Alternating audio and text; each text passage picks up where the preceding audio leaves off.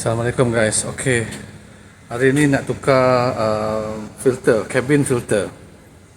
So dah tengok video Adrian Dragan kan, macam senang je. So kita cubalah buat sendiri.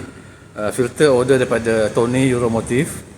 And so sekarang kita cuba Okey, satu tip untuk kereta right hand drive. Dia punya filter dekat sebelah driver. Okey, bukan sebelah passenger. Video yang left hand drive kat YouTube tu akan cakap dia sebelah passenger. So saya check tadi bukan situ. So dia dekat sini. So cara buka ni senang saja. You pergi tengok video Adrian Dragan. Senang saja nak buka dia ada satu, dia ada ni.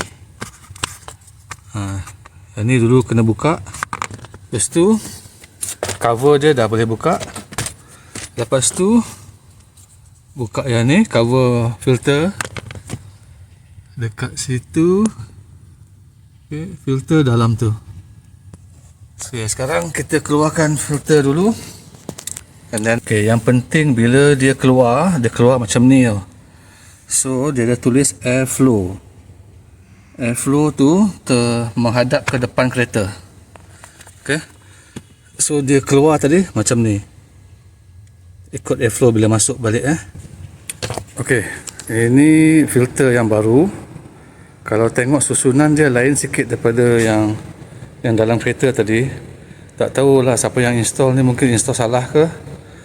So kalau ikut Adrian Dragan dekat YouTube, susunan dia macam ni. Tengok dia ada tab ni, satu sini, satu sini. So dia fit macam ni. Okay, dia fit macam ni. So bila dia fit macam ni,